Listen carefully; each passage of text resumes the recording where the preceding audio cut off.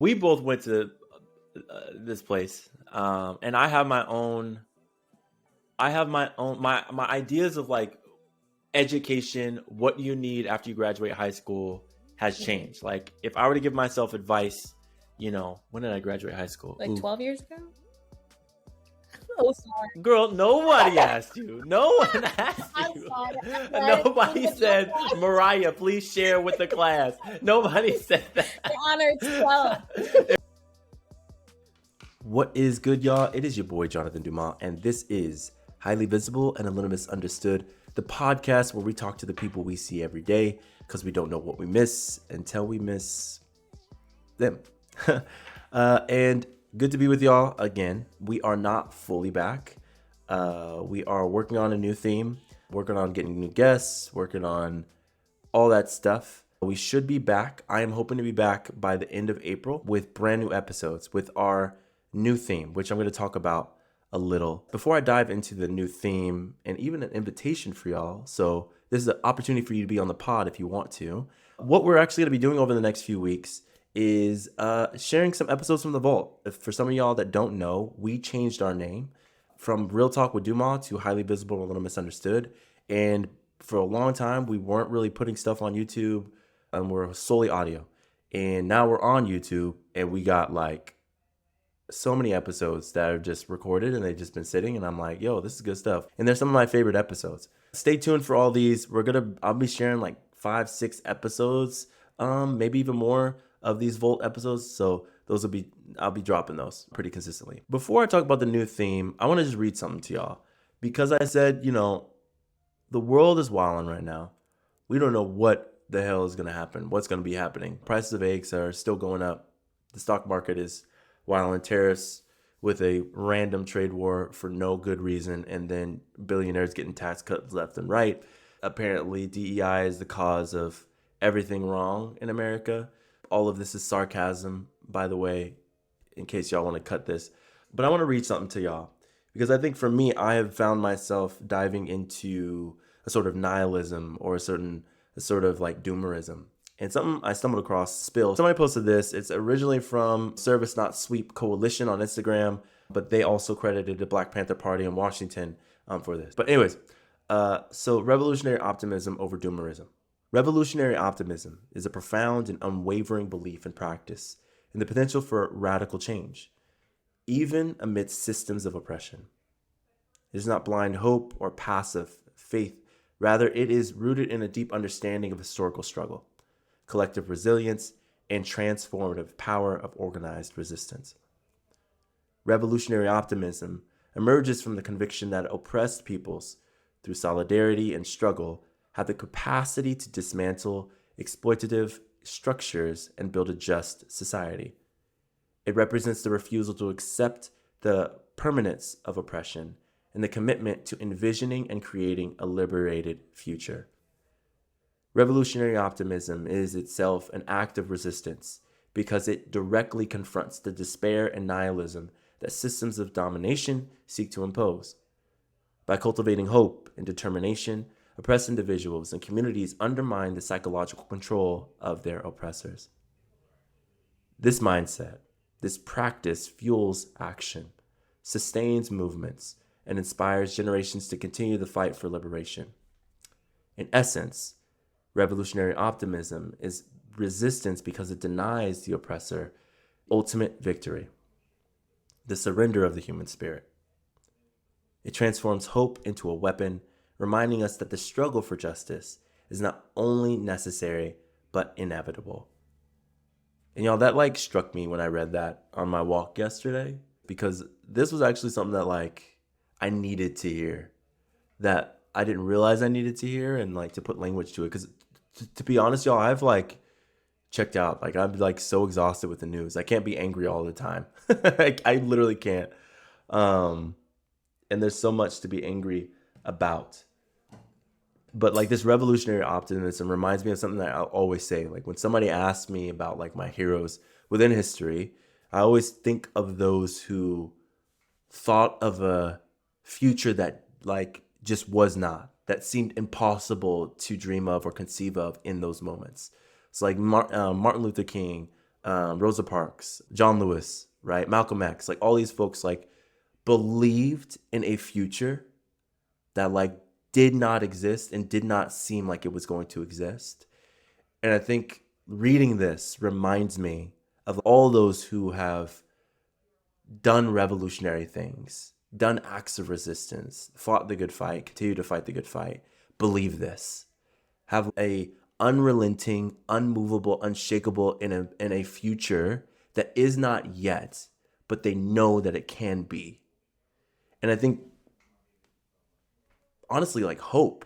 I think about hope, that driving hope, that unrelenting hope, that faith that this can change, that this does not have to be, and that we have the collective power, the collective will. If we gain and like access that, we can make the change that we want to see.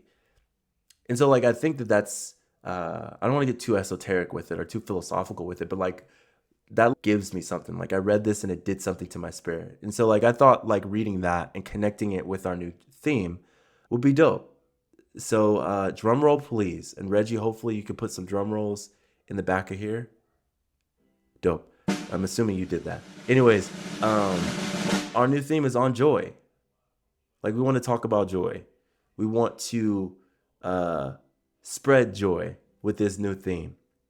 And joy is something that I've been thinking about and contemplating on and really actually want to do research on. Like, what is joy? Where do we derive our joy from? Where does joy exist? How do we feel it?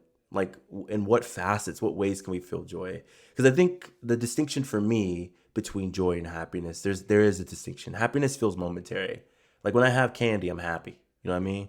You know, playing basketball, like just hooping brings me joy. The laugh of like a kid, like that's just like pure and utter joy. You know what I mean? So I want to do something that like we haven't done before, and I want to have an invitation for you all. I want to know what brings you joy. Like the question is like, what is joy to you? And so I've already created a form, and in that form, you can share artwork, you can share music, you can share a poem, you can type out words, you can send a voice memo. That's going to be down in the description below, or there's going to be some box somewhere that you can click and have access to that. But I would love to like hear that. And if you want to be featured on the podcast over the next, when we go live in a few weeks, we'll do that. Like what is joy to you? Um yeah, just want to send that open invitation. So I'm really excited to talk about that. We're gonna have some dope guests. We're like doing some research on it. But yeah, that's it, y'all. Don't forget to like, subscribe the show. I should have said that at the top, but I don't know. That was just on my heart. All right, y'all. Here is my conversation with Mariah Poitier. I am joined by Mariah Poitier. Mariah is a Black femme, Bay Area native, and scholar activist. She loves dismantling white supremacy almost as much as she loves the dance. That gives me every time. And she enjoys the NorCal and SoCal dual lifestyle and procrastinating on her thesis. Mariah currently is a graduate student at San Francisco State University, getting her Master of Art in Education with a concentration in equity and social justice. I don't know if y'all noticed, but I have never really mentioned where I went to school for graduate school or undergrad. There is a reason for that, because like trauma, and you don't get free exposure for trauma. So I'm not going to ever say that where I went to school. But that is why I had a great time talking to Mariah, because she went to the same undergrad school that I did, and she's going to a different graduate school. And we got to chopping it up one time, and she shared about how her experiences are drastically different. So from that conversation, I knew I had to get her onto the pod. So we talk about her experiences in grad school, her research, which is really fascinating, and I can't wait to see what comes out of it, what it's like to be a double agent living in NorCal and SoCal. This was a really fun one. She's a great time. All right, y'all. Here's Mariah. Mariah, thank you so much for joining the podcast. I really appreciate it. How are you doing? I'm doing great. The sun's out, we're still procrastinating on my thesis. So it's a good day. It's a good day. I feel that. Where are you at? Which agent am I talking to this time? Am I talking to NorCal or am I talking to SoCal? I'm in NorCal right now, but it is sunny. So okay. I can understand why it may be a little confusing, but I'm going to be here for a few weeks. Then I'm going to go back and then I'm going to come back again. I don't like to be tied to a specific location, Yes, you know? I feel that. I feel that. Yo, so I know you Mhm. obviously, but I would love for you to share, a little bit about Mariah with the real fam. Yeah, just so who is Mariah? Okay. As Jonathan mentioned, my name is Mariah. I'm in my last year of grad school. I was born and raised Whoop in the whoop. Bay. Oakland Raiders till I die. Warriors all Las Vegas, but I feel you.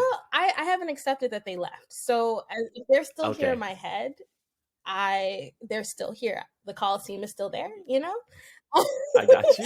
um I I literally live, breathe social justice. Like ever since I got mini radicalized in high school, but once I went to the school that shall not be named, I got super Mhm, radicalized and everything I do, if you follow me on Instagram, I always post about something social justice related.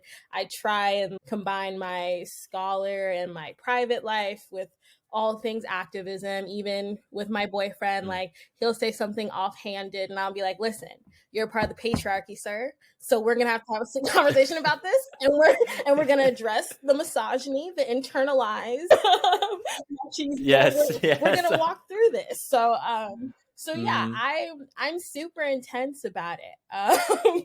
Which, if anyone knows yeah. me, that's it. And I love to dance. I actually background danced for Beyonce once when I was 17. It's pretty lit Oh, time. get it. I didn't You know did that. it? That's usually No, a part of the beehive. You better get it. that was my first and last professional dancing gig because you can't top Beyonce. Like, what's the point of No. like I could have tried professionally, but I'm like, I already did it. So Yeah, yeah. okay, get it. All So right.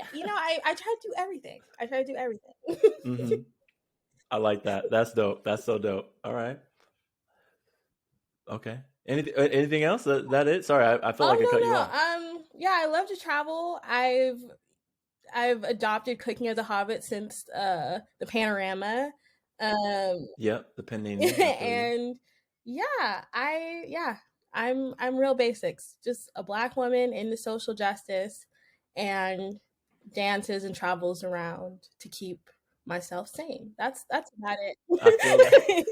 That's good. That is good. And also, I mean, just like you said, like, how do you top? I mean, how do you top being a background dancer for Beyonce? That's wild. All right, that's cool. Wait, can we Yeah, talk we about that can. a little bit? Like, how did that happen? Like, you can't just drop something like that and just be like, oh, this is like two truths and a lie. Like, I background dance for Beyonce. Yeah, What? it's super random. So this is my senior year of high school.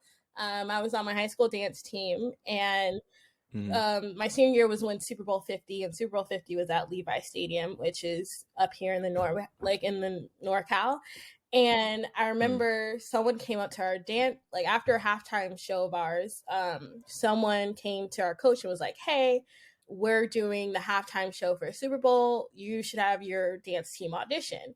And it seemed super mm. sketch because it was just this random person who just like walked up to our coach, and it just said like "me at the fairgrounds," which if you ever been to any fairgrounds, it's just like a big empty like lot. So we show up. I would say this was in January of 2016. We just show up. They said to wear black and white, and mind you, like there's like semi-professional dancers, there's actual professional dancers here. So they're like full makeup, Mm, full glam. When I was 17, I didn't even mm. know what eyeliner was. Like I was just walking around like so confused, like what's going on.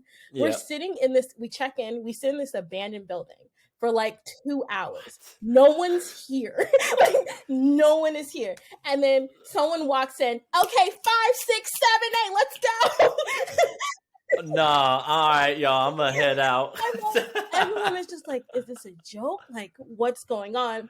So then we stretch, and Mm, then with 10 minutes, they teach us like this dance routine. And I'm really bad at picking up choreography, but it was rumored, like Beyonce didn't confirm, but it was rumored she was going to do the halftime show for the Super Bowl. So we uh, were like, oh, like if we get this, like it'll be for like Beyonce. So like I go full beast mode. I can't even do splits. I do splits on the ground. I'm like, woo, like let's go. Like I remember, like I have never danced that well in my entire life. Probably won't ever again. And then they left, and we were just like, okay. And then we could eat. I don't know how I feel about this. The way that this starts out is just, I'm nervous. So sketchy. Yeah. And then they email our coach, is like, oh, your team got like chosen. You all are going to be like field dancers during the halftime show. We can't say anything. Your team can't say anything. So mind you, we're like an official like sports team on campus going to these secret like rehearsals at Levi Stadium. And that year was Beyonce, Bruno Mars, and Coldplay. Who cares about Coldplay? But it was that year. And I remember like they're just teaching us routines to instrumental songs, and like this was before Beyonce dropped Formation. This was the day before she dropped Formation right before the Super Bowl. So we're like seeing her like perform, and we're like, what is this song? Like da, da, da. And then she drops Formation, and we're like, oh my god, like we heard something that wasn't heard before. And then day of Super, like we got costumes, day of Super Bowl, like they took us on this like yellow school bus, like into Levi Stadium, and we danced like when it was like Beyonce, Coldplay, and Bruno Mars are on stage together. Then they single filed us out. They're like, you stay in the stadium, you're gonna get fined. And we're like, okay. And so you had to leave right after they that. Wouldn't let us stay. They didn't let us bring our phone. There was no food. It was like we weren't allowed to talk to anybody. They're like, you're only allowed to talk to like people in the black shirts. If you talk to anybody else, like you're gonna get removed. And someone snuck into Beyonce's like outside of Beyonce's dressing room, and they got removed. It was a whole thing. Like I just remember like, and we were in. Sorry, I'm like remembering different parts of the story. Go ahead. I'm immersed in the story. I remember one night, this was a week before Super Bowl, and I don't know, it's hard to describe Levi Stadium, but it's like a dome with no lid. So like when it's windy, like the wind kind of just circulates like on the inside of the stadium. Okay. So I remember it was like a day or two before, and Coldplay, because like we were running the show like over and over again. And so the order went like Coldplay, Bruno, then Beyonce, then everyone. And Coldplay had like a mini meltdown. Like the leader guy, Chris Martin or whatever his name is, he's like, the mood isn't right. I need to go. And then just like leaves. And we weren't allowed to go until we ran it 3 times. And he has this episode at the end, like right before we start the 3rd run. And mind you, it is like 11 p.m., freezing cold. Like everyone's nose is running. We're all hunched over. And we're just like, all this for Beyonce. Like we get to dance for Beyonce. Like, we're just like hunched. Like, for Beyonce. It was one of those things, like literally the only souvenir I had, they gave us a Super Bowl 50 hat that the cast got. I remember being like, this was a cool experience, but this is probably not how I want the rest of my life to go. Because I know, like, when you're like a professional dancer, like that's the thing. Like, if like when Justin Bieber walks off stage and like you're supposed to be background dancing, you're like, oh, I guess not. Like, you know, like if artists have these little temper tantrums, like, you know, but Beyonce was fantastic. The closest I probably would ever beat her. I walked right by Jay-Z and Blue Ivy. Did not realize it was him because I just saw him like a black guy like walking past. I was like, oh hi, and just like kept walking. And then I was like 20 steps past, and because he said hi back, because we just gave each other like the black person nod. Like it wasn't like the black person. It wasn't like, oh, like I know this is Jay-Z. And literally, I like walk. I'm like, yo, that was Jay-Z. And I turned back. Yep. And then he was just still walking. I was like, well, I mean, it makes sense. Like, his wife is here. Yep. So I mean, yeah, that's hilarious. Yeah. Oh, man, that's funny. Wow. See? Wow. Yeah. Crazy. All right. And also, it just affirms that, like, you know, it's not as glamorous as everybody Oh, makes it be. It it's really ain't, really like, not. all this stuff. Like, I've been on, like, sets before, and, like, it is the most, like, even being a model is not as glamorous as it's long ass days, and then, like, you kind of sort of eat, and then, like, you just stand there and people just take pictures and tell you what to do, and you're a statue, and then just, I don't know. But that's wild. That is wild. That's so wild. Wow. So All right. yeah, that's how Okay. I ended my senior year, thinking life was just gonna get better, and then we ended up at the school that shall not be named. And I was like, ah. Yeah, that I was trying to figure out how I was going to transition that, but thank you for the Oh, layup. exactly. So, yeah, we went to the same undergraduate school. I don't name it. I don't give it free press.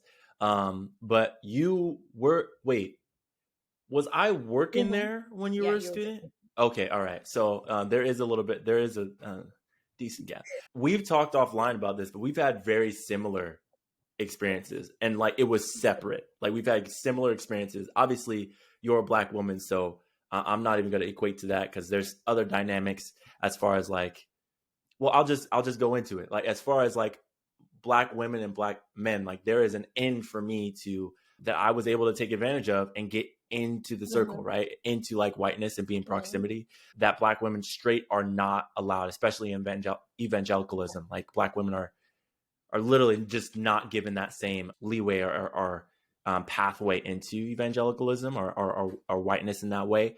And so your experience obviously would be drastically different, but somewhat Hmm. similar. I want to pause here for a second and unpack this a little bit more clearly, because I think it deserves a little bit more space. And I really want folks to grasp this who aren't grasping this. So when we're talking about evangelicalism, especially within predominantly white spaces, we need to understand that Black women face a distinctly different reality compared to Black men. And it boils down to patriarchy. I don't know how any other way to phrase it. Now, some of y'all already know this, so forgive the repeat. But for those who don't know, in evangelical and broader Christian circles, men are often positioned as the default voices of authority and wisdom. And there's biblical rationale often cited for this, but that's a conversation for another day, which I do not have time or energy or just, like, the patience to get into right now. And here's why that matters. So, when we're talking about even my specialty, when we're thinking about the workplace, in broader society, Black women consistently demonstrate higher educational levels, higher achievements, often, all the time. One prime example of that is some data that is from the National Center for Educational Statistics, where it shows that Black women consistently obtain more degrees, from associates to doctorates, at higher rates than any other demographic group in the US. Yet, despite being highly educated and qualified, sometimes overqualified, studies from McKinsey, Lean In, and others show that Black women continue to be significantly underpaid and underpromoted compared to their peers, especially white women and men. So, this dynamic doesn't just disappear within religious spaces, y'all. In fact, it often becomes intensified. Black women find themselves navigating layers of invisibility and exclusion that go beyond race alone. So they're often denied pathways to influence, recognition, and voice that Black men, through the patriarchy, and those still marginalized, can sometimes access. So when we're talking about these experiences, we have to remember that while our struggles intersect, while we might experience some of the similar things, that there are specific barriers that Black women encounter, particularly in evangelical spaces and obviously other places as well, are uniquely restrictive. And we need to acknowledge that. We need to own that. And that is the only way that we're genuinely going to understand and dismantle these systems that are holding all of us back. Too much trauma. Uh, I don't know if I can't promise that. yes. What,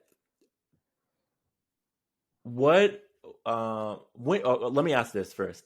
When did you decide to go to grad school? Go to grad school.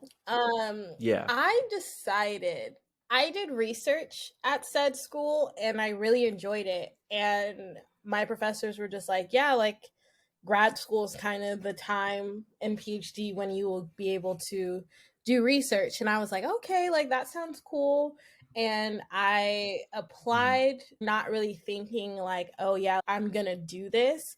And then I got in And then I was like, Mhm. oh, I guess I'm a go. And mind you, this is also during the panini. So like I couldn't find Yeah, like yep. literally couldn't find a job. Like stuck in my parents' house. Mm. Might as well get a degree while we all stuck indoors, Yeah. right? Like, Damn, so did you go right after yeah, then? After you graduated, you I started started right right after? after. Oh, Back to damn, back. girl. Yeah. Really? I did not realize that. Oh, God bless you. I'm tired, Jonathan. I'm tired. I'm so tired. Oh my gosh, no.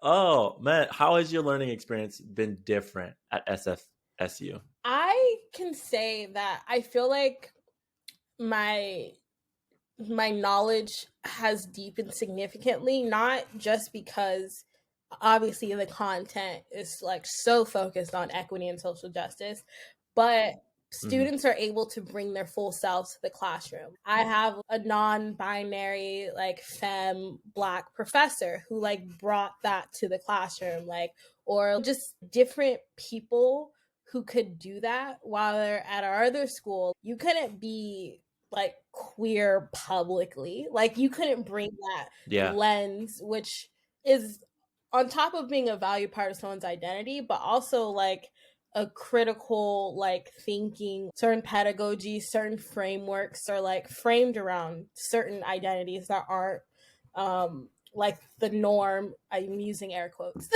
using the norm, you know. yeah, So no, yeah. um so yeah, it's super cool that I'm able to be immersed in such like wide variety. I even have like a Muslim classmate, which I haven't had since Mm, high school. So it was just like yep, you're able, like I just feel, even that's not even having to do with the class, but just being able who you can talk to, think things through. Because even like hmm, being at the type of school we were, like there were certain things that we just mutually understood, like we're gonna say this is truth and not discuss it any further.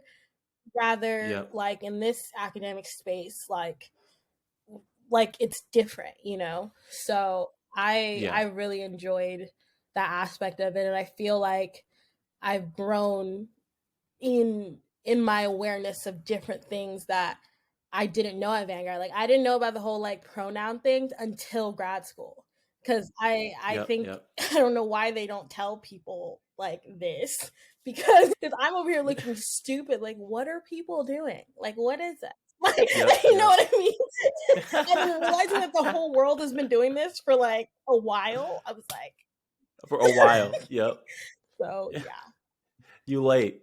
Yeah, that's why I think about, and I haven't even it's taken me a second to even like make that connection, but like I haven't experienced that until like I can't remember the last time I experienced that until like high school, because I went to school with like all kinds of Mhm. folks, and at that time I was like so in evangelicalism, Christendom, all that stuff, in a way that was like incredibly unhealthy, and so like I was just not, I didn't know the value of what I had. Like, you know what I'm saying? Like the purpose and space for education, and we don't, a lot of educational institutions don't do it this way, but it's just like it is to Mhm. question. It is to have questions and figure it out, not to like have these solutions, just a solution, and then the job of a professor or a teacher is just to give it to you. I don't think that that's necessarily Mhm. education, not how education was initially started. It really is like Mhm. thinking, like really like teaching folks how to think. And so I know for a fact our institution and institutions very similar to it, like particularly like Christian, private Christian institutions, don't, a majority of them don't teach people how to think Mhm. critically. They teach them, they indoctrinate them with this Christian faith, and then you see everything through that Mhm. lens, everything. And so like you can't even have an actual dialogue with somebody who is Muslim or somebody who is Buddhist or anything like that, that has a different practice, where you actually, if you look at what they believe and other practices, like you have a lot of common Mhm. ground. Like you don't need to. So it's wild. It's wild. So like even being around other people that have from different cultures, backgrounds, identities, it really like lends itself to like further exploration to like the world, and but also more critically like yourself. um I don't know. I minored in philosophy, Yeah. so I'm just going down It's a deep thought. that. Yeah. Yeah. Yes. Yeah. So no, thank you so much for sharing. What are some of the things that you have valued the most in your graduate program thus far? Value. I would say it's the fact, like, this sounds really basic, but the fact that I remember my first class, my professor said, "We all know racism is real and white supremacy is real, right?" Got it. Cool. Like, Mm, there was like a baseline of like where everyone was. Like, I just feel like, mm, especially like doing DNI for as long as I did, and like doing like some gender stuff on campus, like people weren't there. And it was always yeah. like Yep. there was only a certain level you can get to, because usually you would just get to the point where people start to have like the guilt phase, which, like, power to you, you Mm-hmm. have to get through the guilt phase, but like, what am I supposed to do about it? Like, I Mm-hmm. like, apologizing to me for what? Like, that doesn't fix Yep. anything. So it's really nice just to know that there's some non-ignorant people in this world. In my program, there's different like social justice practitioners, like some, are in classrooms, some like work in different areas. So even just seeing like Mm, people do this work in their varied arenas is mm, super dope. And I just think the culture of SF State is just so different. Being where we were, mm, like location wise in Southern California, like had a certain vibe about it that wasn't that positive. But like every time I go on campus, like, like we have a vaccine mandate, so like everyone's vaccinated there, but everyone's wearing their mask, like everyone's careful. There's like an air of mindfulness that people just have, mm. and that there's like a Yeah. genuine care for like another person that I never Mm-hmm. experienced outside institution, which Yeah. yeah, which is wild, because you would hope, like, SF State is like 20,000 people. Like, I Yeah. shouldn't, like, Yeah. you know what I mean? Like, I shouldn't feel like at a school that big.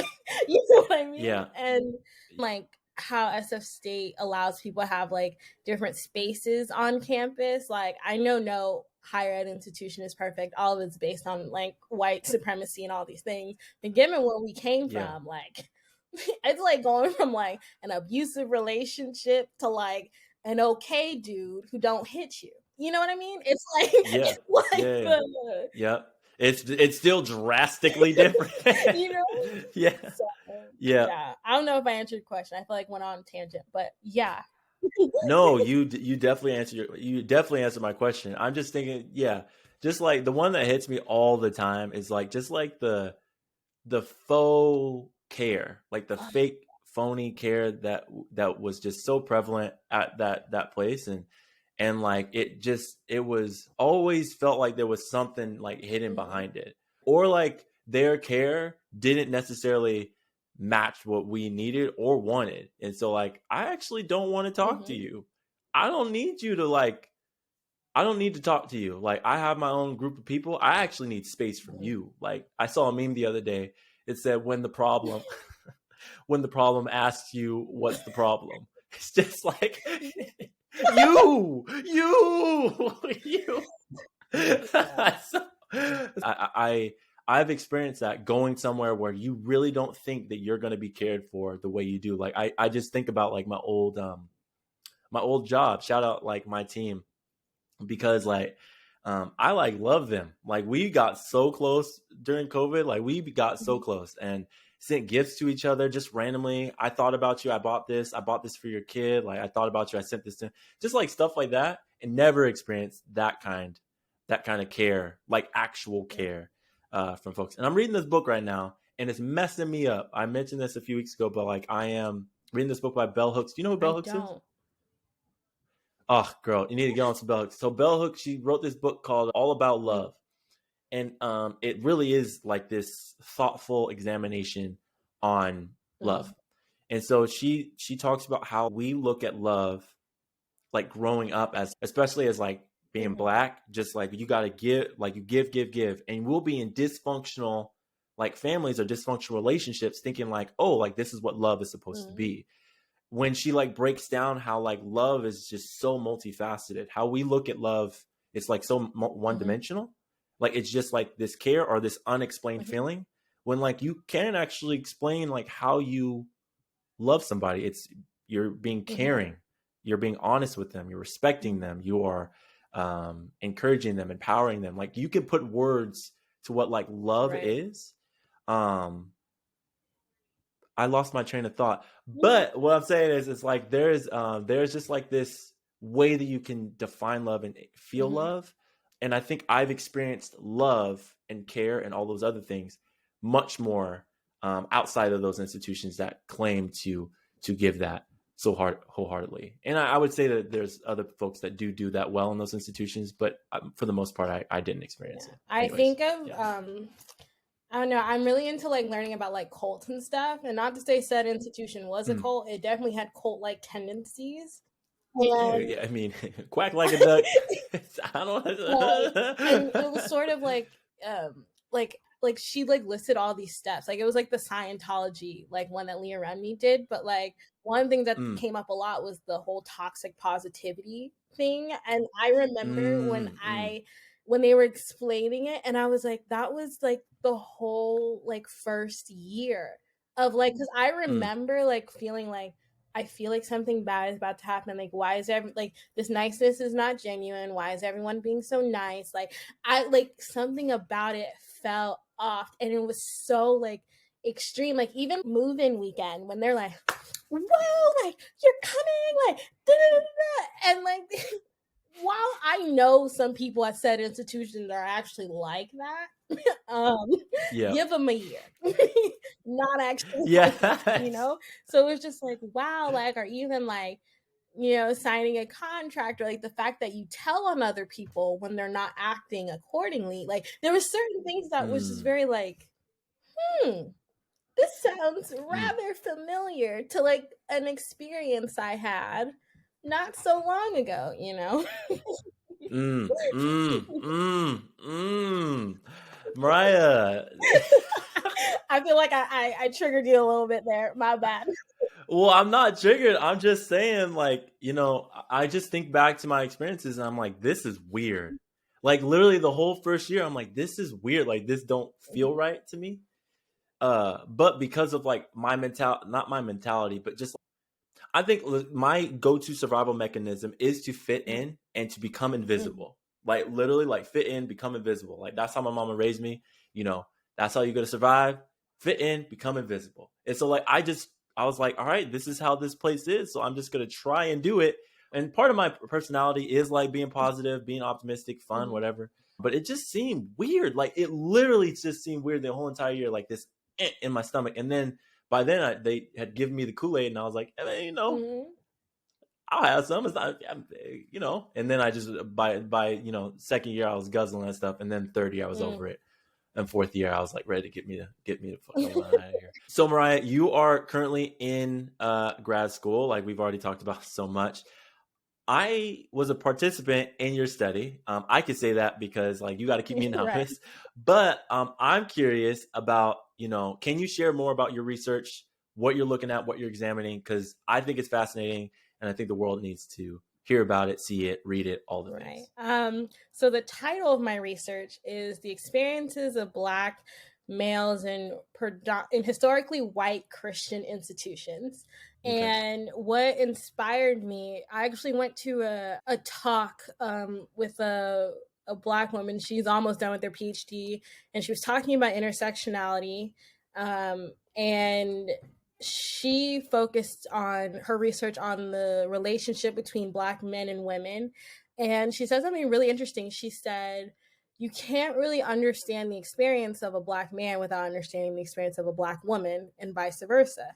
Because even like our existences are very much intertwined, like are what impacts one impacts another. And I kind of like took that in the back of my head, and even learning about like the complexity of privilege, and um that it's not always as like directly like it's not always like 1 + 2 = 3. Sometimes like it looks a different Mm, kind of way. What I had an interest in was at first was how Black males in K through 12 tend to be overly diagnosed with certain disabilities, and how that impacts academic performance. And I thought, Oh, that would be super interesting, like to look at, and that's what I was initially interested in. But like trying to do research, you like it's harder to work with vulnerable populations because ethics are important. And I just thought like, oh, like Yes. how about I just look at black men because one, it would be easier than finding like a specific niche.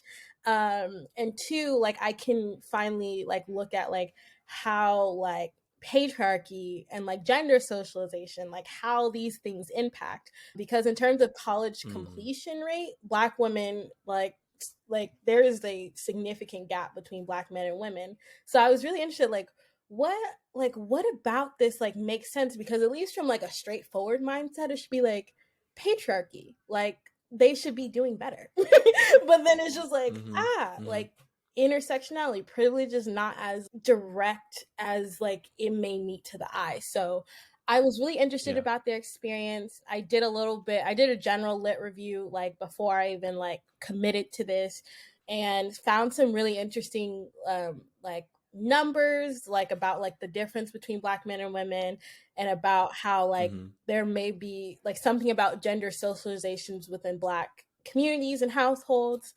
And even looking at how like in some instances like a black woman with like an associate's degree makes less than like a black man with a high school diploma. So like looking at like like could there be Mm. like external factors. And even because I even anytime I do research, I try and think introspectively outwards. And my mom has a bachelor's degree, my dad doesn't.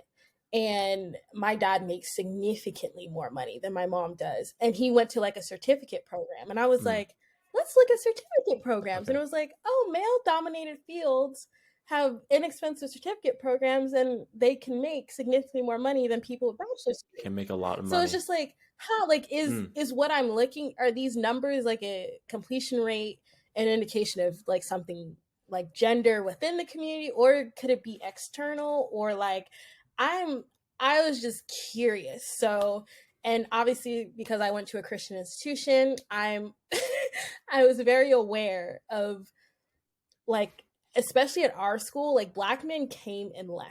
They were here, Within the first semester, gone. they They were were gone. gone. They would be like a bunch of us Uh-huh. around, like 50, and Gone. then 10 the next semester, gone, and then barely fewer than that by the time that's graduating. Exactly. So yeah, So I was just like, yep, and I noticed that didn't necessarily happen as drastically, at least with my friend group for like the class of 2016 versus the male, mm-hmm, like black male friend group. Like most of us made it over here, and then there was like two.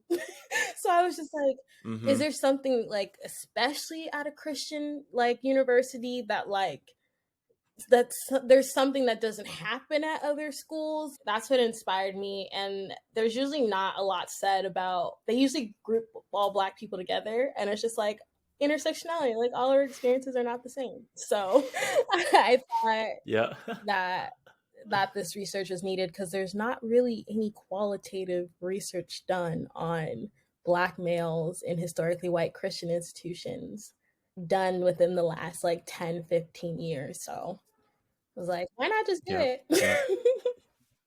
Just do it. Yeah, and I was a part of a study, but it was also done by a white Mhm. person.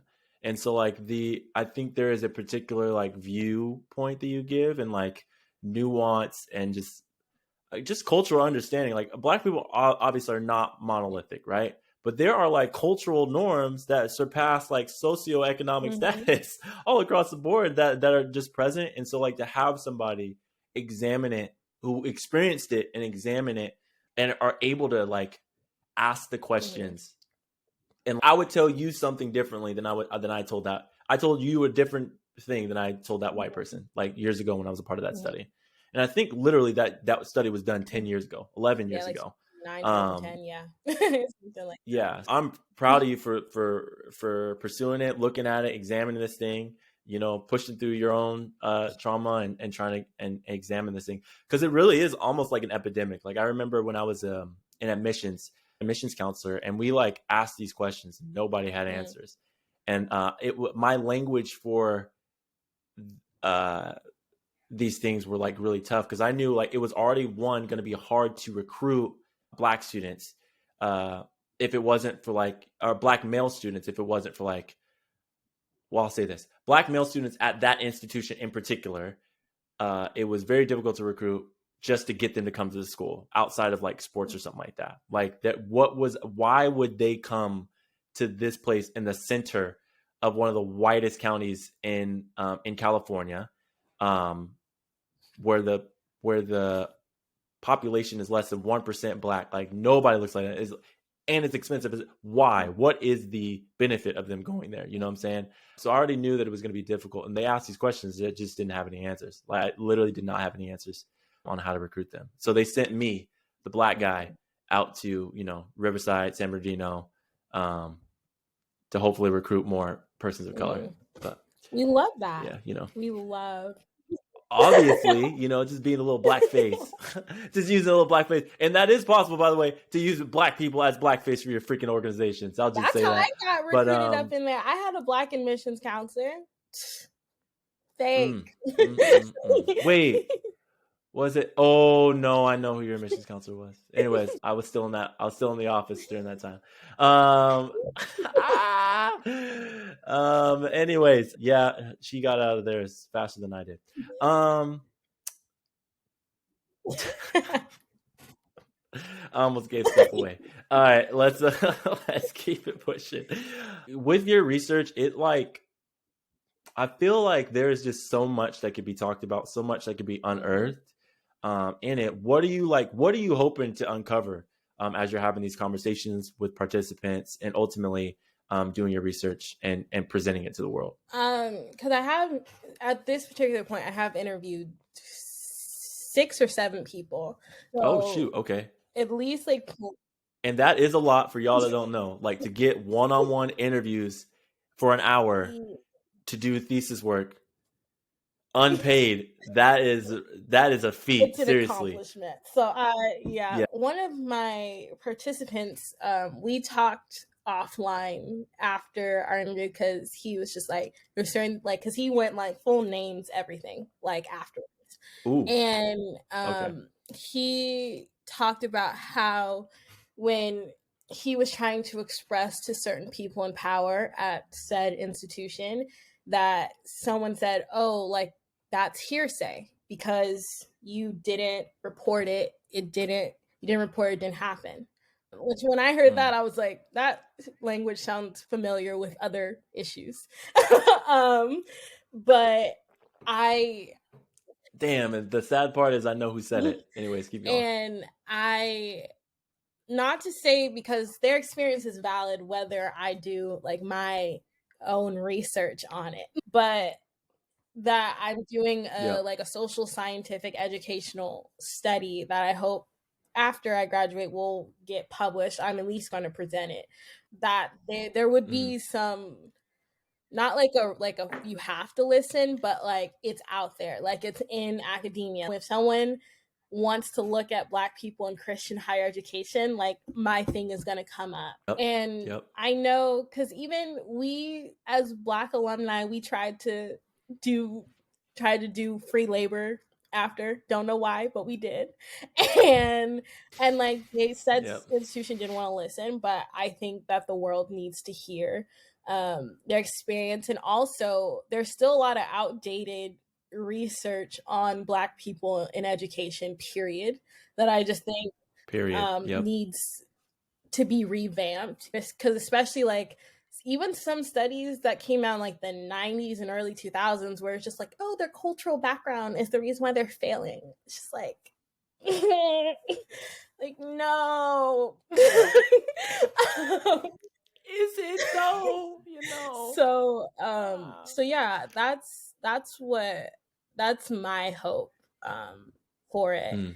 And yeah, and I think even because I think all of my participants so far have graduated from said institutions, it would be my hope to get people who was so hard because a lot of people who like left, like some people blatantly were like, I'm not talking about it, and like did not respond. So it'd be my hope that like this would encourage like some people who like who left after a year or two, whose experience was probably a lot more traumatic than the people who Yeah. stayed. I would hope that this would encourage more storytelling and sharing, you know?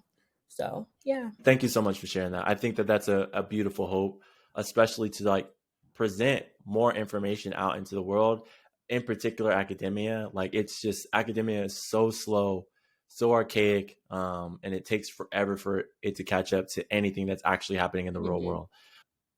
Yeah, even continue my thought. I really do hope there's other folks that come and share why did you leave? You know, what was that? What how are you smarter than all of us that decided to, you know what I'm saying? Like, what did you see that was just like a and some of the red flags that, you know, that we just didn't see or didn't want to recognize or whatever that kept us to say? Because I'm really curious to hear what comes out of this study. So I'll be the first to read it. And what's interesting now is that because I got a, you know, a master's degree, when I read those academic papers, I understand what the hell is going on. So I feel good. I feel Like, I good. know how this Yeah, I'm not sampling is. confused. I know what this is. N=7. I know what that means. Like lowercase n. Like I know. Yeah. Yes, yes. Oh my gosh, so that's so good. Yeah, well, that leads me to another question because you talk about how you want to put this research out into the world, share it. You want people when they look this up, obviously they're going to see Mariah Poitier and your research title, whatever it is, once it gets published, because it will get published. I'm speaking that into the universe. What do you here? Let me ask this: Do you still believe in educational institutions for persons of color? Oh. That's a loaded question. That's Let me why I take asked one. it. That's why I Let me asked it. take a little sip. That's why I asked it. Because my mind just went. Yep. Yes and no. Gather your thoughts. Go ahead. Gather your thoughts. I would say yes and no. Because, Okay. at least from a sociological standpoint, education, like schools, the education system has great socializing power and instilling values, norms. Because at a certain point, you spend more time at school than you do at your parents' house, or your family's house. So I think it has the potential to make really great people and be be a part of a solution for a societal problem. However, what we've seen in the education system, not just that schools like said institution, even me looking back at my K through 12 trauma as being a Black female student, um, like even like thinking about like dress codes and making people do the Pledge of Allegiance, which like like all these other weird indoctrinations and giving certain like like why is like a 50-year-old man telling me like that my shoulder being out makes him uncomfortable? Like no one thought to question like why that is weird. You know what I mean? Like I was Yeah. 10. Yeah. Like I was not on that Yeah. page. You know Yep. what I mean? Um Yep. so I think education has the power to do so. And even if you look at, like HBCUs, which I think are a better alternative to PWI, but they even have their own set of issues, you know? They do. Yeah. And so I think using like an intersectional lens of being like, who are we putting in the forefront? What's the curriculum? What are we teaching? What are we indoctrinating? Because we all get indoctrinated and socialized. I just think we have to pick what we want to be indoctrinated with and socialize how, if that answered your question. So I kind of walled the fence there, but I stay to my point. Yeah, you walk that line really well. I'm thinking back, but the thing that you just mentioned just made me remember something that the president of said institution said, and it means something completely different to me now. After you said this and everything that I know now, when I was a admissions counselor, he would speak to the incoming freshman class, and he would say this line every single year. And he said, when you choose not an incoming class, but like it was like the biggest event when you come and visit and stay on campus or whatever. When you come and you're choosing an institution, you want to you want to think 4 years in advance and say, like, is this the people that I'm meeting, this institution, this place, this represents like an identity. Is this who I want to be in 4 years, right? Is this the person that I want to be in 4 years? Is this person going to get me to where I want to be in 4 years? And I think about that now, and like as a Black person that went to that school that was like continuously indoctrinated by all of these things, and like policed, and just the racism I experienced, all of the things, I'm like, that means something completely different. What are you saying when you're talking to students? What are you saying in particular, this older white man saying to Black and brown students who, like, this entire institution, the very structure that was built on and everything that's holding it up is white and whiteness? Like, are you saying that I need to become white at the end of the day? Like, at this institution, that this is, if I want to attend here, that I have to become white? You know what I'm saying? Like, that's really, like, that's a pill. You know what I'm saying? But at the same time, going to what you're saying, every institution has its issues. The educational system is, again, archaic and old and needs to be changed. But no, you answered that question very well. I'm getting my master's in education. I have to answer these questions. I like the pride of SFC lied. Be like, Mariah can't get her master's degree after answering the question. Yeah. Hilarious. Yeah. Okay. Well, I think we both went to this place, and I have my own my ideas of like education, what you need after you graduate high school has changed. Like, if I were to give myself advice, when did I graduate high school? Like 12 years ago? Oh, sorry. Girl, nobody asked you. No one asked you.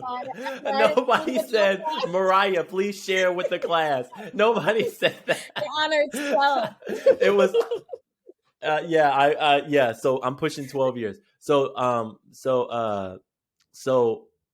yeah, I probably would have said, like, take some time, like, understand what you actually want.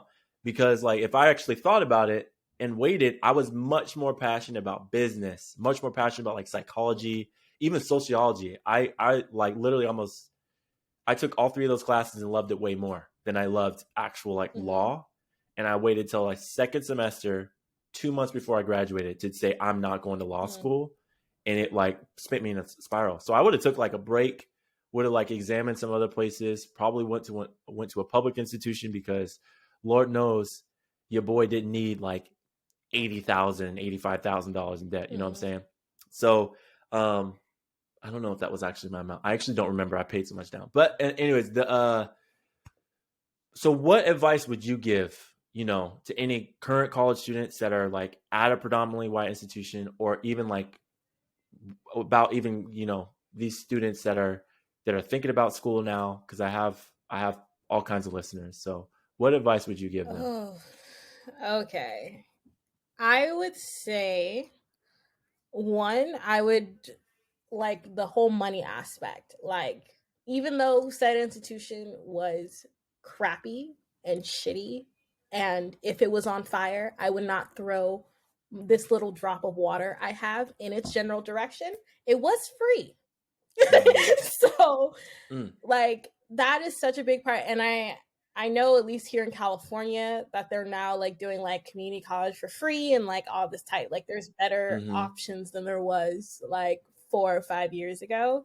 Do not get yourself into debt trying to go to some school, even some school that seems perfect, because even schools that seem perfect aren't.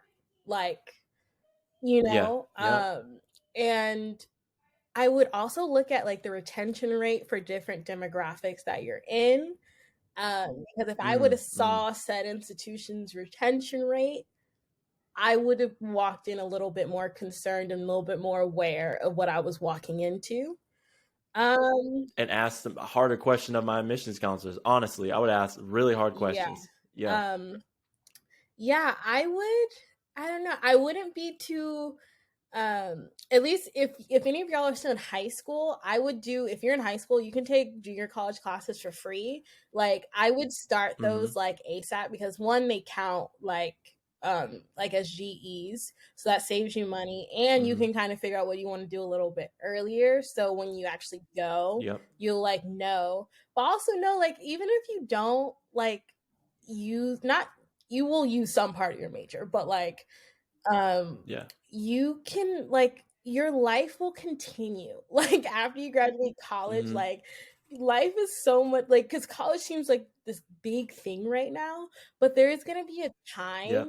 like, no one's going to ask you what your GPA is. I have magna cum laude on my diploma. Not a single person has asked me.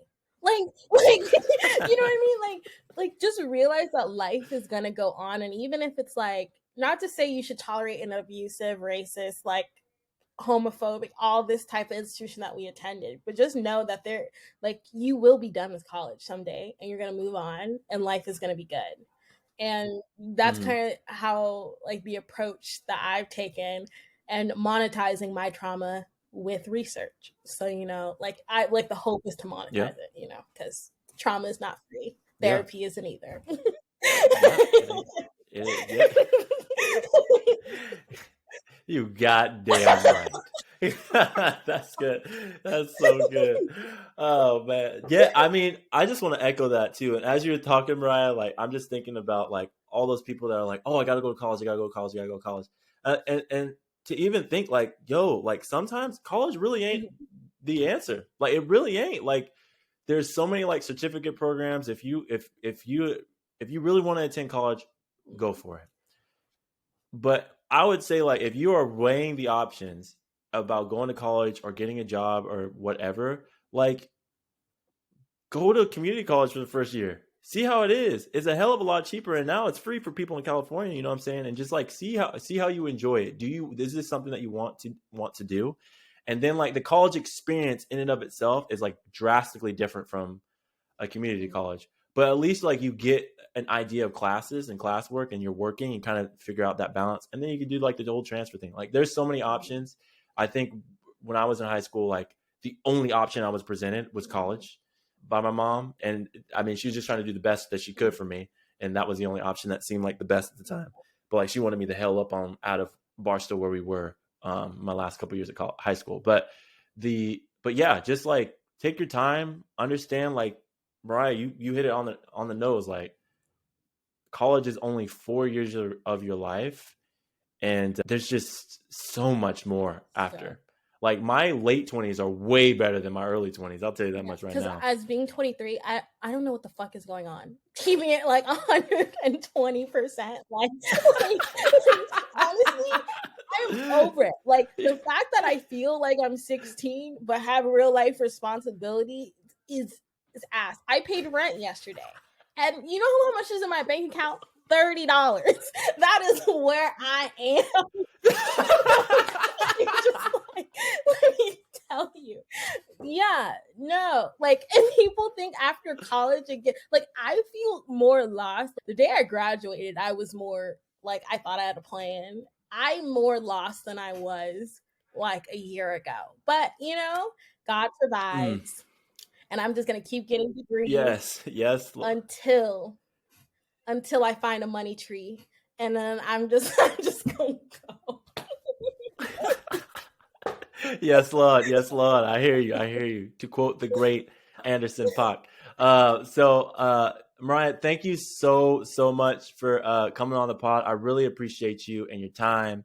I want to make sure that those who can participate in your research, those who want to find you, stay up with you, that they can. So, can you go ahead and plug yourself? How can they reach you? Those who qualify for your research, how can they get in contact with you? Can you outline who are the participants in your research again?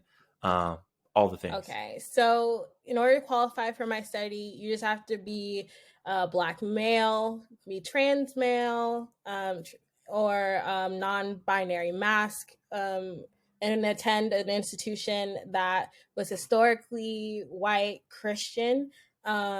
Even if like the affiliation is still a little loose, but if it was a Christian university or college, feel free to contact me. My name is Mariah Poitier, Mariah, and then my last name is P as in Paul, Oitier. You can literally just put my name in LinkedIn and DM me there, or my not my my San Francisco State. I'm sorry. It's all good. And you actually let the name fully slip way earlier, but I just let it go. It was so fast. Like, yeah, it was only once though. You may have slipped it a couple times, but I only caught it once. That's hilarious. I think I'm gonna keep this in. I think we're gonna keep this in because this is funny as hell. My San Francisco State email is my first letter of my first name, M Poitier, Poitier at mail.sfsu.edu. Yeah, but if you Google my name, I'm the only Mariah Poitier, so like you can just Oh, okay. I'm the only. All right. I'll also put all of your information in the show notes. You can catch her there. Reach out to her. Keep up with the fam. She is good people's. Always posts dope stuff. And she's a double agent. NorCal, SoCal. Where does her allegiance lie? Obviously in NorCal. Awesome, Mariah. Thank you so. Mariah, thank you so much. It was a pleasure. Of course, anytime.